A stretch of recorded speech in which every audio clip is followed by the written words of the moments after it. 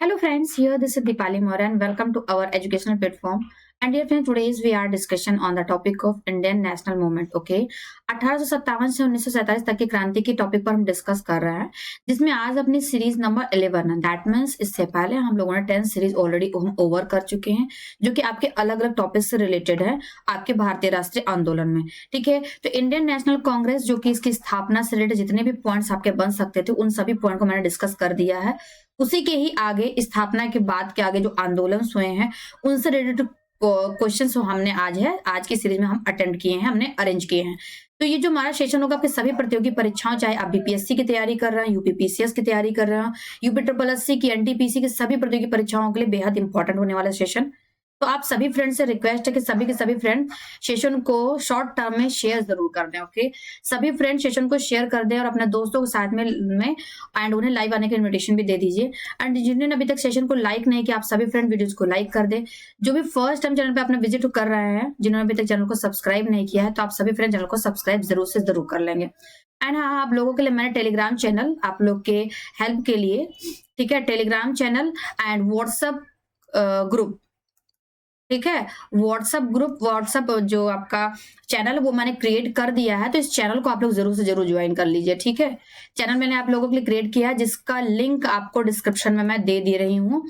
आप उस लिंक के थ्रू व्हाट्सएप चैनल पे एंड टेलीग्राम चैनल पे दोनों पे ज्वाइन कर लीजिए. सारे study materials permanent per day हम वहाँ पे आप लोगों के लिए प्रोवाइड कराते हैं. जो भी कि आपके करंट इश्यूज होते हैं, करंट से रिलेटेड टॉपिक्स होते हैं, वो भी सारी चीजें हम वहाँ पे प्रोवाइड करा देते हैं आपको. तो आप लोग जरूर जुड़िए. ठीक है, आज का जो अपना टॉपिक है भारतीय राष्ट्रीय आंदोलन, इंडियन नेशनल मूवमेंट में आपके 1857 से 1947 तक के पॉइंट में, उसमें आज हम डिस्कस करेंगे गर्मपंथी मतलब उग्रवादी चरण, जो कि आपका चल रहा था कब से, 1905 से लेकर के 1917 तक. ठीक है, 1857 के बाद से 1885 के बाद से फिर हम लोगों ने 1905 तक के पॉइंट को कवर किया. तो ऐसे से चलते चलते हम देख सकते हैं आप, आज हमारी 11th नंबर सीरीज है. ज्यादा हम लंबा या लेंदी सेशन नहीं करते आप लोगों के लिए. टॉप 30 क्वेश्चन ही हम आप लोग के लिए अरेंज करते हैं, ताकि आप लोग इजी वे में शॉर्ट टर्म में सारे पॉइंट्स को, सारे कॉन्सेप्ट को क्लियर कर पाए. ओके, जल्दी आप लोग के लिए मैं लाइव सेशन अरेंज करूंगी शाम के बैच में 8-9-10 बजे ऐसे टाइम पे. तो वहां पर हम बीपीएससी के थ्रू सारी चीजें, हम कंटेंट जो भी आपके स्टडी मटेरियल्स होंगे वो सारी चीजें मैं डिस्कस करूंगी. पीवाईक्यूज में स्टार्ट करूंगी, देन प्रैक्टिस सेट तक हम चलेंगे. ठीक है, तो ये हमारा कुछ कॉन्सेप्ट होगा, तो आप सभी फ्रेंड्स फॉलो करें. ओके, सारे अपडेट्स के लिए आप लोग चैनल पे जरूर जुड़ जाएं. ठीक है, नाउ आज की सीरीज का आपका पहला क्वेश्चन है, भारतीय राष्ट्रीय आंदोलन के 1905 से 1917 की अवधि को कहा जाता है, क्या कहा जाता है? उदारवादी चरण, उग्रवादी चरण, गांधी युग, या इनमें से कोई नहीं? देखेंगे यहाँ पे आपका जो क्वेश्चन नंबर 1 है, चलेंगे क्वेश्चन नंबर 1 का आंसर यहाँ पे आप हमें देंगे कि 1905 से 1917 की अवधि को क्या कहा जाता है, उदारवादी या उग्रवादी? जैसा कि अभी मैंने यहाँ पे टॉपिक आपको बताया, गर्मपंथी एंड उग्रवादी. तो यहाँ पे आपका राइट आंसर क्या बनेगा? उग्रवादी. ओके, कैसे थे उग्रवादी? ठीक है, अभी आगे उग्रवादी नेता, ठीक है, नरम दल और गरम दल. आपको मैं बताना चाहूंगी कि 1905 में, ठीक है, बंगाल विभाजन के बाद में, ठीक है, आपके 2 पार्ट्स में डिवाइड हुए, एक नरम दल, ओके, एक गरम दल था. तो नरम दल क्या था, गरम दल क्या था, वो एक एक करके हम आगे के कॉन्सेप्ट में हम क्लियर करेंगे. आपके कौन कौन से नेता गरम दल से संबंधित थे, कौन कौन से नेता नरम दल से संबंधित थे, नरम दल की क्या विशेषता थी, गरम दल की क्या विशेषता थी, ये सारी चीजें इंटरनल जब क्वेश्चन पूछे जाते हैं ना, तो वहां पे आपके जरूर पूछे जाते हैं. चलेंगे नेक्स्ट. लॉर्ड कर्जन के शासन काल का सबसे मूर्खतापूर्ण कार्य जिसने उग्र राष्ट्रीयता को जन्म दिया था, मतलब लॉर्ड कर्जन के शासन काल में सबसे मूर्खता भरा कार्य था जिसने उग्रवादी या उग्र राष्ट्रीयता को जन्म दिया. तो ये कब हुआ था, के शासन का, वो क्या था, मतलब रिजल्ट किसका परिणाम था? अभी मैंने आपको यहाँ पे बताया कि नरम दल और गरम दल किसका परिणाम था, वही यहाँ पे देखेंगे. आपका आगे का क्वेश्चन अरेंज हो गया है. 1899 का कलकत्ता नगर अधिनियम था. ओके, 1904 का भारतीय विश्वविद्यालय अधिनियम था, या 1904 का प्रशासकीय गोपनीयता अधिनियम था, या 1905 का बंगाल विभाजन? देखिए, ये अलग अलग अपने लिए तो ऑप्शन है A B C and D, लेकिन A B C and D इन चार के चारों में ही अगर आप डियर फ्रेंड्स कहीं ना कहीं देखेंगे तो आपके 4 क्वेश्चन तैयार हो जाते हैं कि कलकत्ता नगर निगम अधिनियम कब हुआ था, तो 1899 में. भारतीय विश्वविद्यालय अधिनियम कब हुआ था? तो 1904 में हुआ था। प्रशासकीय गोपनीयता अधिनियम कब हुआ था? तो 1904 में हुआ था ये भी। एंड बंगाल विभाजन तो 1905। तो अलग-अलग 4 क्वेश्चन आपके तैयार हो गए। बट यहाँ पे अगर अकॉर्डिंग टू क्वेश्चन हम बात करें राइट आंसर की, तो यहाँ पे आपका आंसर निकल कर गया option number D. Okay, Bengal विभाजन का ही परिणाम था, जैसे कि मैंने आपको यहाँ पे बताया 1905 के बंगाल विभाजन का ही परिणाम था लॉर्ड कर्जन की, जो 2 दल में बट गए, एक नरम दल एक गर्म दल। आगे ऐसे ऐसे एक एक करके मैं सारी चीज आपको एक्सप्लेन करती रहूंगी। नेक्स्ट क्वेश्चन नंबर 3, निम्नलिखित में से कौन सा साधन उग्रवादियों से संबंधित नहीं है? कौन सा साधन उग्रवादियों से संबंधित नहीं है? ए स्वदेशी आंदोलन, बी पाश्चात्य शिक्षा का विरोध एवं राष्ट्रीय शिक्षा का प्रचार प्रसार, सी सरकारी संपत्ति को क्षतिग्रस्त करना तथा शासन तंत्र को अस्त व्यस्त कर देना, डी विदेशी वस्तुओं, सरकारी नौकरियों, प्रतिष्ठानों, उपाधियों तथा संस्थाओं का बहिष्कार एवं संस्कार के साथ असहयोग। तो यहाँ पर उग्रवादियों से संबंधित नहीं था, तो शिक्षा ये भी उसका परिणाम ही था। सरकारी संपत्ति को क्षतिग्रस्त कर दिया गया था, सारी चीजें अस्त व्यस्त कर दी गई थी, तो ये भी इसका परिणाम ही था। अगर बात की जाए विदेशी वस्तुओं को ज्यादा वरीयता दी जा रही थी, भारतीय वस्तुओं का बहिष्कार किया जा रहा था, तो यहाँ पर देखा जाए तो विदेशी वस्तु जो सरकारी नौकरियां थी, प्रतिष्ठान उपाधियों आदि में संस्थाओं का बहिष्कार कर सरकार का के साथ असहयोग की भावना यहाँ के लोग कर रहे थे। तो उसमें लोगों में क्या थे? आपसी मतभेद थे। कुछ लोग कह रहे थे इस तरीके से जाएंगे, कुछ लोग तरीके उधर जाएंगे, तो इस तरीके से 2 दल में बट गए। ठीक है, कुछ लोगों का कहना था कि क्या कहते हैं, बंगाल विभाजन किया लॉर्ड कर्जन ने, तो हमें नम्रता पूर्वक शांति पूर्वक हमें आंदोलन करना चाहिए। नहीं, कुछ लोग कहे हमें विद्रोह करना चाहिए। तो वही नरम दल और गर्म दल 2 भागों में बढ़ गए, लेकिन उसमें जो स्वदेशी आंदोलन था ये इससे संबंधित नहीं था। ठीक है, ए ऑप्शन यहाँ पे आपका करेक्ट हो जाएगा। क्वेश्चन नंबर 4, भारत में उग्र राष्ट्रीयता की जन्मदाता के जन्मदाता तथा निर्भयता से राष्ट्र की वेदना को प्रकट करने वाले प्रथम भारतीय थे लाला लाजपत राय, विपिन चंद्र पाल, बाल गंगाधर तिलक, या फिर बात की जाए सुभाष चंद्र बोस। तो कौन था? यहाँ पे 4 नंबर क्वेश्चन में अगर हम बात करेंगे तो उग्रवादी राष्ट्रीयता के, अगर बात की जाए उग्रवादी राष्ट्रीयता के जन्मदाता या निर्भयता से राष्ट्र की वेदना को प्रकट करने पहले भारतीय थे यहाँ पे आपके बाल गंगाधर तिलक है, ऑप्शन सी में है। ठीक है, मतलब कि उग्रवादीयता के जन्मदाता अगर देखा जाए तो कौन से राष्ट्रीय व्यक्ति थे? बाल गंगाधर तिलक थे, जो इसके समर्थन में थे। ओके, कहीं ना कहीं ये इसके जन्मदाता थे। नाउ 5 नंबर क्वेश्चन में अगर देखा जाए तो भारतीय राष्ट्रीय कांग्रेस की सबसे पहली महिला अध्यक्ष कौन थी? भारतीय राष्ट्रीय कांग्रेस की सबसे पहली महिला अध्यक्ष कौन थी? अब यहाँ पे सबसे पहली महिला अध्यक्ष पूछा गया है, ध्यान देंगे। सरोजिनी नायडू, भिकाजी कामा, एनी बेसेंट, या फिर बात की जाए विजय लक्ष्मी पंडित। तो 5 नंबर क्वेश्चन में अगर देखेंगे तो एनी बेसेंट थी। कौन थी? Annie Besant.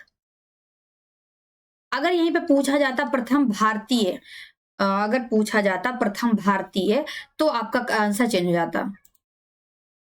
ठीक है, तो यहाँ पे देन उस केस में आपका एनी बेसेंट, देन उस केस में आपका सरोजिनी नायडू आंसर होता। अगर भारतीय पूछा जाता, तो भारतीय तो पूछा नहीं गया है, प्रथम महिला अध्यक्ष पूछा गया है। ठीक है, तो एनी बेसेंट लगाएंगे। प्रथम भारतीय महिला अध्यक्ष पूछा जाता तो सरोजिनी नायडू लगाते। नेक्स्ट, वर्ष 1905 के बंगाल विभाजन के समय वायसराय कौन था? वायसराय कौन था? अभी थोड़ी देर पहले मैंने आपको बताया था। सो क्वेश्चन नंबर 2 और 3 में बंगाल विभाजन किसके कार्यकाल में हुआ था? कर्जन था, डफरिन था, हार्डिंग या मिंटो? नहीं, 1905 में आपका कौन था? कर्जन था। 1905 में कर्जन था। लॉर्ड डफरिन 1885 में था। लॉर्ड मिंटो की बात की जाए तो 1909 में था। हार्डिंग की बात की जाए तो 1911 में था।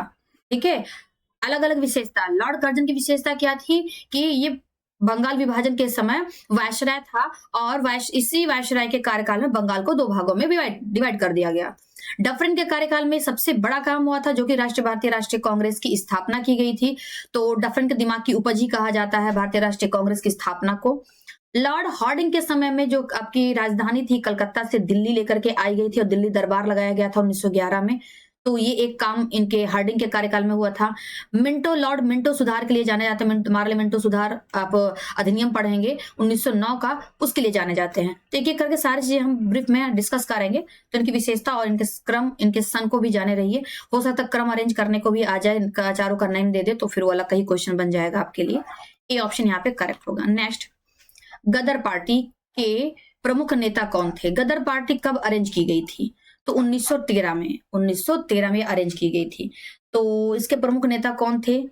पी मित्रा, हरदयाल, बीजी तिलक, विपिन चंद्र पाल। तो कौन थे यहाँ पे करेक्ट आंसर 7 नंबर क्वेश्चंस के?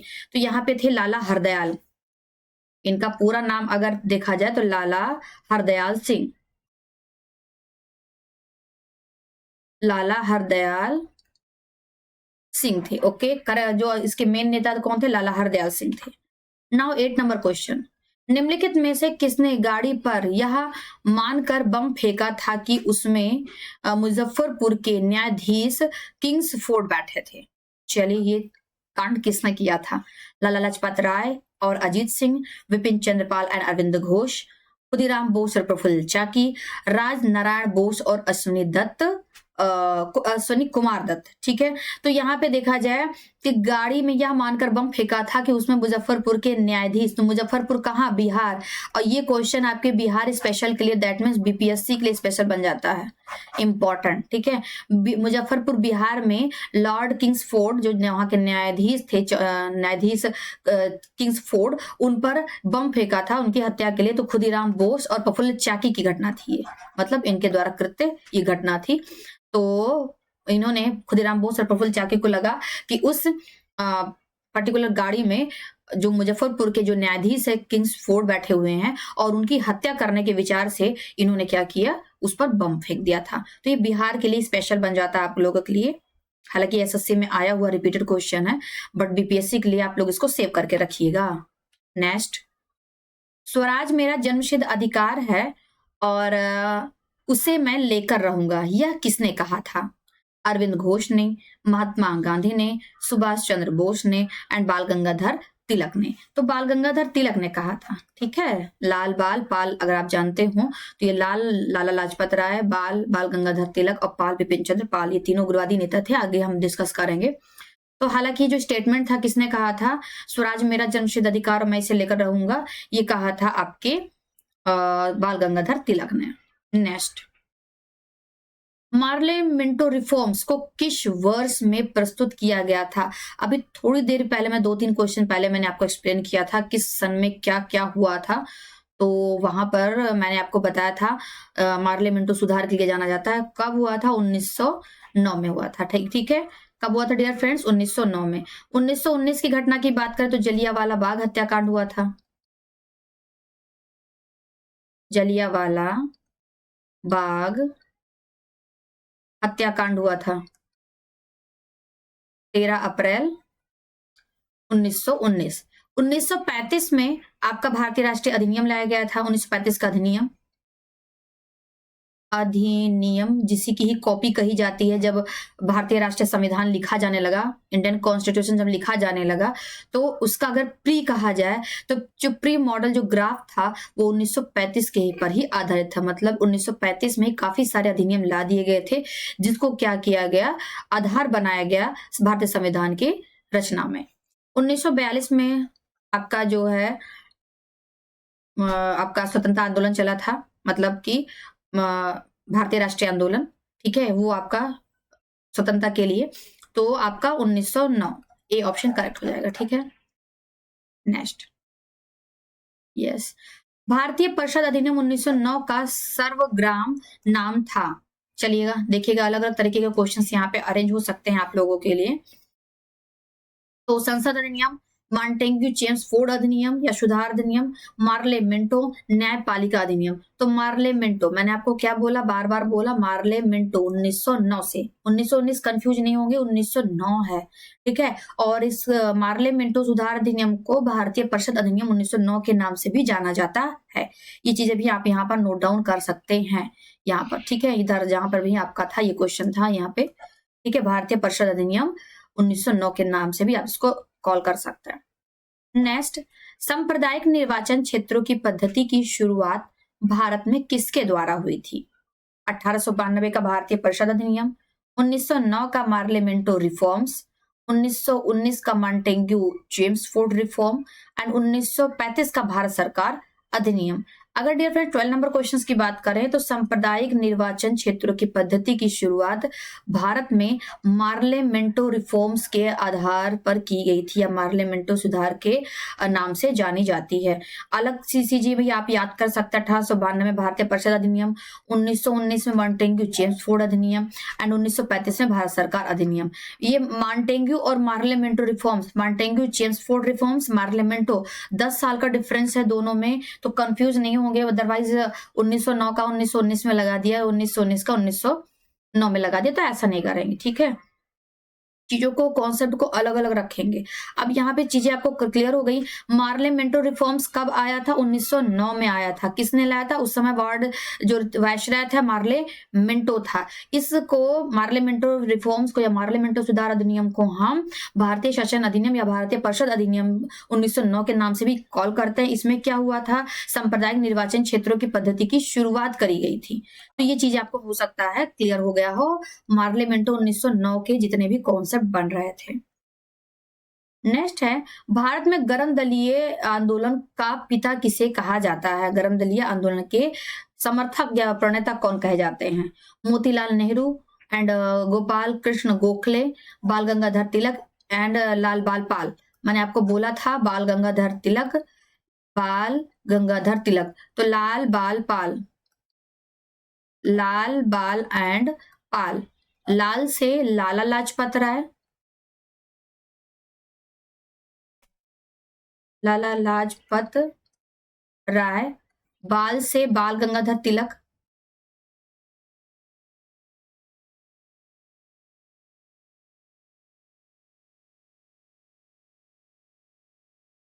अब पाल से विपिन चंद्र पाल।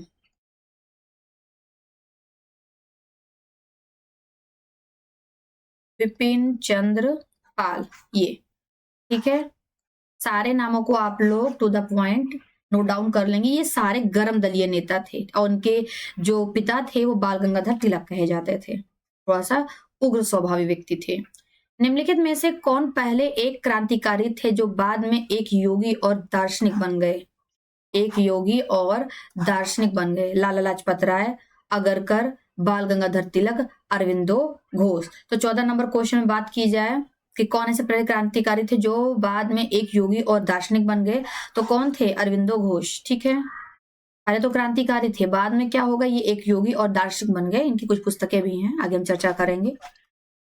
वर्ष 1909 में मैडम भीखाजी रुस्तम कामा पेरिस में निम्नलिखित में से कौन सा समाचार पत्र प्रकाशित करती थी?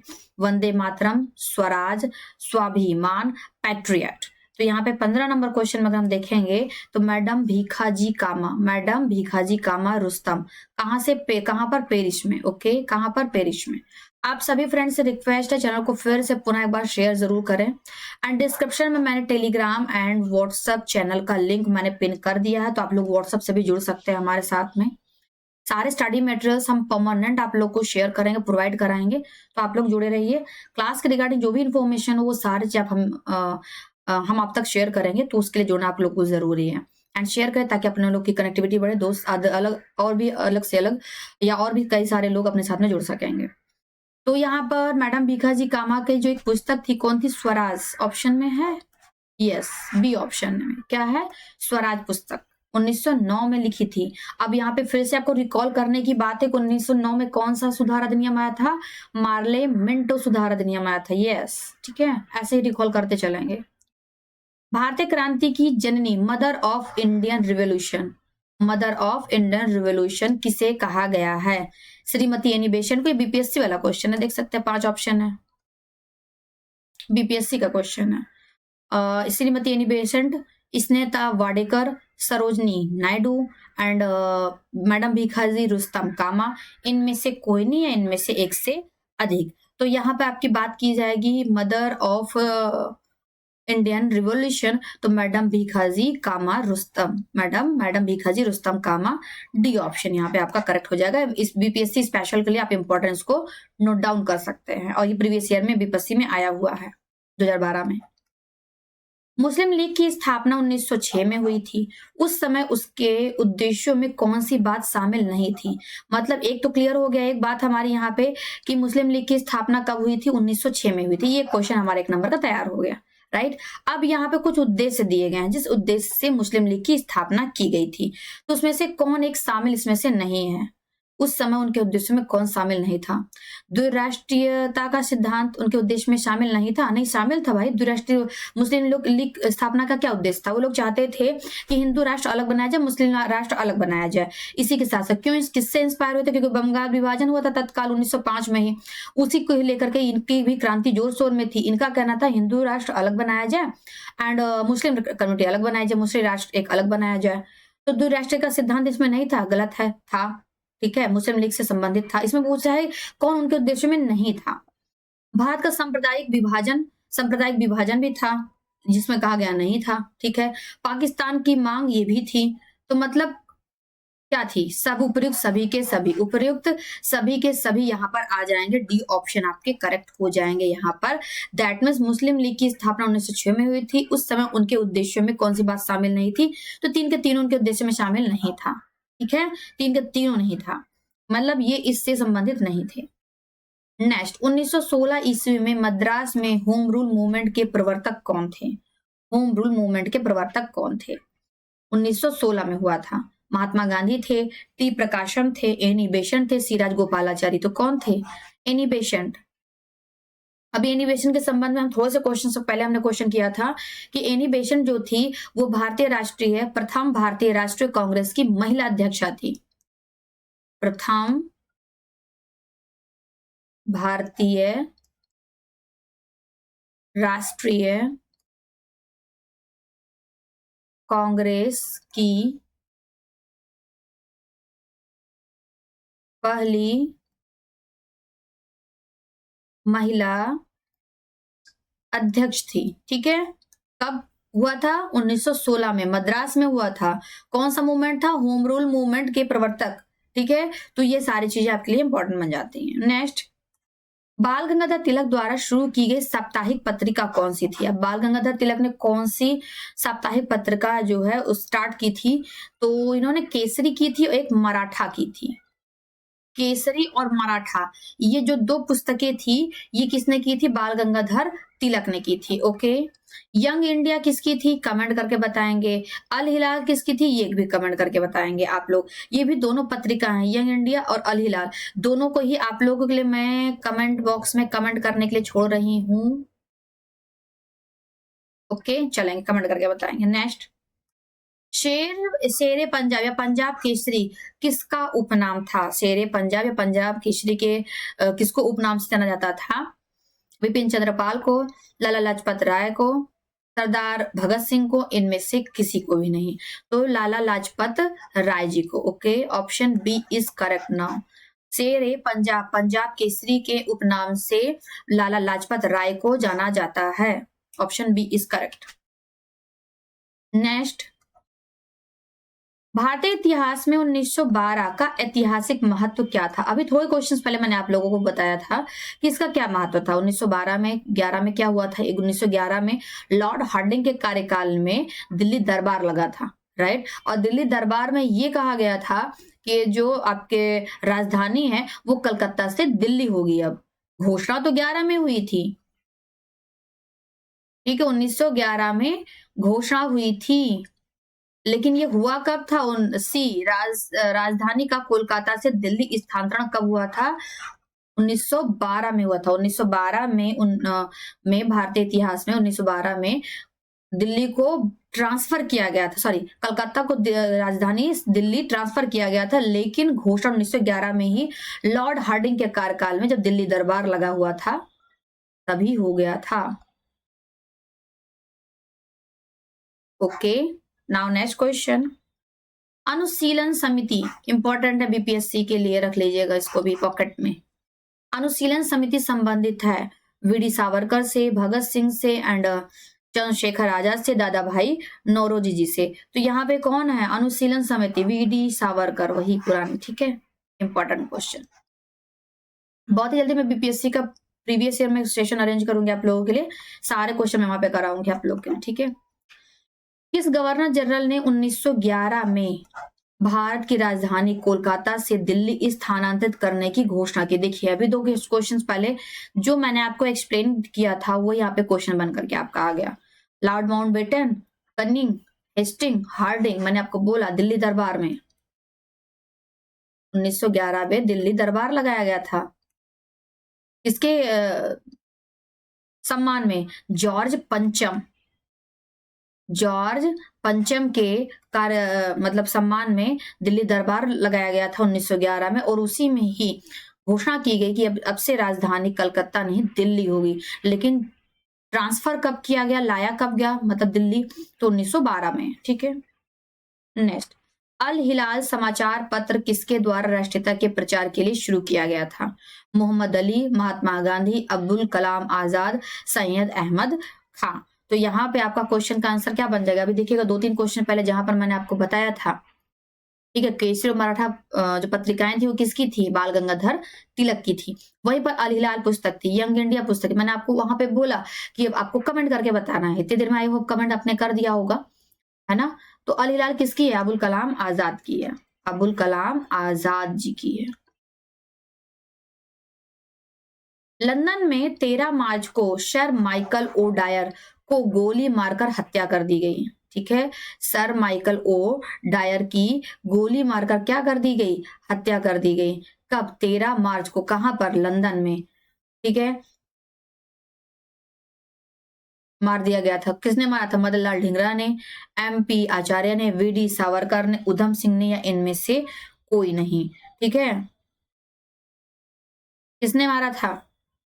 लंदन में 13 मार्च को, जिसके उसमें उनको फांसी की सजा दे दी गई थी, उधम सिंह। ठीक है, D option is correct now. Next question है डियर फ्रेंड्स, भारतीय राष्ट्रीय कांग्रेस का प्रथम विभाजन कब हुआ था? प्रथम विभाजन भारतीय राष्ट्रीय कांग्रेस का इंपॉर्टेंट क्वेश्चन है ये।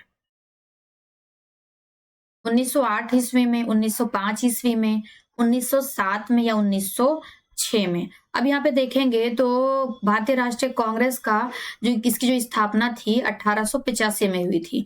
लेकिन अगर बात की जाए इसके विभाजन की तो इसका प्रथम विभाजन 1907 में हुआ था।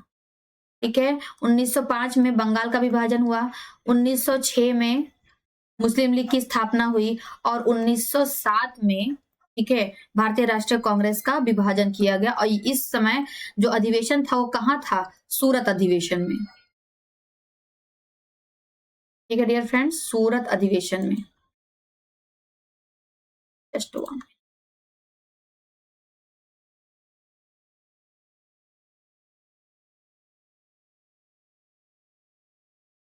ओके, सूरत अधिवेशन में ये घटनाएं हुई थी। नेक्स्ट, मुस्लिम लीग की स्थापना का श्रेय, अभी यहाँ पे देखिए निकल गया आ जा रहा है। मुस्लिम लीग की स्थापना कब हुई थी? 1906 में हुई थी। तो इसकी स्थापना का श्रेय किसको जाता है? मोहम्मद अली जिन्ना को, सैयद अहमद खां को, सलीमुल्लाह को, खान अब्दुल गफ्फार खां को। देखिए खान अब्दुल गफ्फार खां का एक विशेषता है, इन्हें सीमांत गांधी कहा जाता है। सीमांत गांधी की संज्ञा दी जाती है किसको? खान अब्दुल गफ्फार खान को। हालांकि फिलहाल मुस्लिम लीग की स्थापना का श्रेय किसको जाता है? सलीमुल्लाह। अब जिन्ना मत लगाने लगी है क्योंकि 1906 में नहीं बात हुई थी इनकी। ठीक है, सलीमुल्लाह जी की। नेक्स्ट चलते हैं, महाराष्ट्र में गणपति उत्सव आरंभ करने का श्रेय किसे जाता है? इंपॉर्टेंट क्वेश्चन है, एनसीईआरटी बेस्ड। वल्लभ भाई पटेल, बाल गंगाधर तिलक, शिवाजी, विपिन चंद्र पाल। तो यहाँ पर अगर देखेंगे तो बाल गंगाधर तिलक किसको जाता है? बाल गंगाधर तिलक को, बीजीटी, बाल गंगाधर तिलक को जाता है, जिन्होंने केसरी और मराठा नामक दो पत्रिकाएं लिखी थी। बार बार मैं आप लोग को इसलिए रिवीजन करा रही हूँ ताकि आप लोग को याद हो जाए। ठीक है, ओके, नेक्स्ट क्वेश्चन पे चलते हैं। स्वदेशी आंदोलन शुरू किया गया था, कब किया गया था स्वदेशी आंदोलन? 1906 या 7 में? सन कमेंट करके बताइएगा। बंगाल विभाजन के विरोध के रूप में, भारतीय माल के उपयोग को प्रोत्साहित करने के लिए, जलियांवाला बाग में भारतीयों की हत्या के विरोध में, भारत में एक उत्तरदायी सरकार बना सके में ब्रिटिश सरकार की असफलता के कारण। तो यहाँ पर मैंने आपको बताया स्वदेशी आंदोलन कब स्टार्ट हुआ था? 1906 में। होप सो आप लोगों को कमेंट कर दिया होगा। स्वदेशी आंदोलन कब स्टार्ट हुआ था? 1906 में। और जैसे मैंने बताया इसके जस्ट ऊपर क्या हुआ था? 1905 में। 1905 में कौन सी घटना हुई थी? बंगाल विभाजन हुआ था। तो बंगाल विभाजन का ही परिणाम था कि 1906 में आकर के स्वदेशी आंदोलन तेज हो गया। ठीक है, तो उसी के ही विरोध में, बंगाल के विभाजन के विरोध में ही स्वदेशी आंदोलन 1906 में चलाया गया। 1906 में और क्या हुआ था? मुस्लिम लीग की स्थापना हुई थी। 1907 में आपका ये सूरत में अधिवेशन हुआ था भारतीय राष्ट्रीय कांग्रेस का, जिसमें कांग्रेस को प्रथम बार विभाजन किया गया। तो इस तरीके से एक एक करके इंटरलिंक करते हुए, रिलेट करते हुए सारे कॉन्सेप्ट को हमें क्लियर करना है। ठीक है, नाउ नेक्स्ट, बंगाल विभाजन के विरुद्ध में विद्रोह का प्रमुख नेतृत्व किसने किया था? सुरेंद्रनाथ बनर्जी ने, C.R. दास ने, सुभाष चंद्र बोस ने, या अड़वा अशरफ अली ने? तो यहाँ पे कौन था करेक्ट आंसर? तो विद्रोह के नेता कौन थे? सुरेंद्रनाथ बनर्जी जी थे। ठीक है, कौन थे? 1905 में बंगाल विभाजन के विरोध में जो नेता खड़े हुए थे सुरेंद्रनाथ बनर्जी थे। तो होप सो यहाँ तक के कॉन्सेप्ट आप लोग को सारे क्लियर हो गए होंगे। ओके, तो यहाँ पर मैंने कुछ पॉलिटी के भी सेशंस आप लोगों के लिए कवर किए हैं, तो पॉलिटी के क्लासेस भी आप लोग जरूर से जरूर अटेंड कर लीजिए। बाकी अगली क्लासेस में आप लोगों के लिए भी पॉलिटी के मैं अवेलेबल कराने की जल्दी कोशिश कर रही हूँ। अभी तक 5 भाग तक मैंने 5 कर दिए हैं। भाग 1 जो कि आपका भारतीय राष्ट्रीय जो राष्ट्रीय है आपके प्रदेश है उसके केंद्र शासित प्रदेश। भाग 2 भी मैंने कवर कर दिया है जिसमें नागरिकता है। भाग 3 मूल अधिकारों से संबंधित है, वो भी मैंने कवर करा दिया है। भाग 4 डीपीएसपी है, राज्य के नीति निदेशक तत्व हैं, वो भी हम कवर करा ही दिए हैं। और भाग 4A जो कि आपके मूल कर्तव्यों से संबंधित, फंडामेंटल ड्यूटी से रिलेटेड है, तो वो हम भी कवर करा चुके हैं। तो होप सो सारे कॉन्सेप्ट आपके क्लियर होंगे। अगला सेशन आपको मिलेगा पॉलिटी का बहुत जल्द, 1-2 दिन में मैं आप लोगों को इसको भी सेशन क्रिएट करती हूँ। बाकी ये सीरीज आपकी कंटिन्यू 1 डे डेली बेसिस पे आपको मिलती रहेगी। आपके बीपीएससी 4 के पॉइंट 0 के लिए मैं नया बैच आप लोग की स्टार्ट करूंगी जो कि प्रीवियस ईयर से स्टार्टिंग होगी। तो आप लोग जुड़ना ना भूलें। अपने दोस्तों के साथ में वीडियोस को शेयर करना बिल्कुल नहीं भूलेंगे।